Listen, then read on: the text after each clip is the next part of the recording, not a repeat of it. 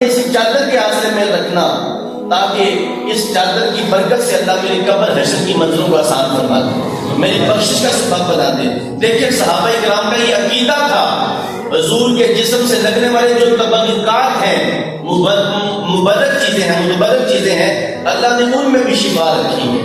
حضرت عائشہ کے پاس نبی پاک صلی اللہ علیہ وسلم کی ایک چادر مبارکہ کا تھوڑا سا ٹکڑا تھا۔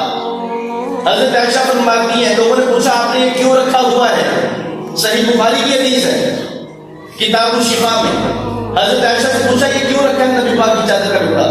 حضرت عائشہ نے فرمایا جب پورے مدینے میں کوئی بیمار ہوتا ہے، مریض لا علاج ہوتا ہے، جس کو طبیب اور حکیم لا علاج کہہ کے دھتکار دیتے ہیں، وہ میرے پاس آتا ہے۔ میں نبی پاک صلی اللہ علیہ وسلم کی اس چادر کو نکال کے پانی میں بھگو کے اس مریض کو پلاتی ہوں، اللہ شفا عطا فرما دیتا ہے۔ تو صحابہ کرام کا یہ عقیدہ تھا کہ حضور کے دست اطہر سے لگنے والی ہر چیز برکت والی ہے، اور اللہ نے ہر چیز میں برکت اور رحمت اور شفا رکھی ہے۔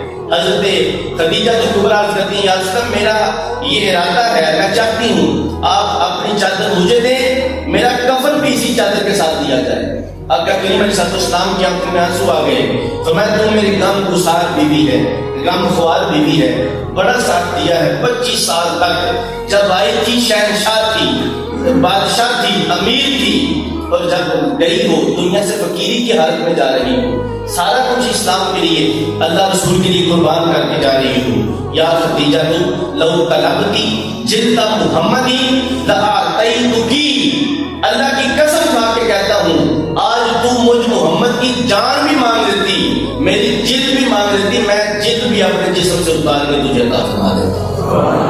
اس طرح حضور نے اپنی بیوی، اپنی غم گسار بیوی حضرت خدیجہ سے محبت کی ہے، اور اس میں ہمارے لیے امت مصطفیٰ کے لیے یہ پیغام ہے، اگر گھروں میں خوشحالی چاہتے ہو، اپنی دنیا کو آباد کرنا چاہتے ہو، اپنی زندگی کو جنت بنانا چاہتے ہو، اپنے سے جو ماتحت رشتہ دار ہیں، آپ کے جو ماتحت خصوصاً جو آپ کے بیوی بچے ہیں، ان سے حسن سلوک کرو۔ اس سے اللہ بھی راضی ہوتا ہے، اللہ کا رسول بھی راضی ہوتا ہے، اللہ کے محبوب کی سنت بھی پوری ہوتی ہے، اللہ گھر میں رحمتیں اور برکتیں بھی نازل فرماتا ہے۔ کل 10 رمضان المبارک حضرت خدیجہ کبریٰ کے وصال کا دن ہے۔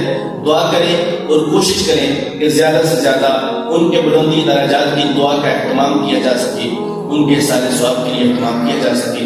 اللہ پاک ان نیک ہستیوں کا صدقہ ہمارے حال پہ، ہمارے گھروں پہ، ہمارے وطن عزیز ملک پاکستان پہ رحمتوں کا نزول فرمائے۔ آمین۔ وآخر دعوانا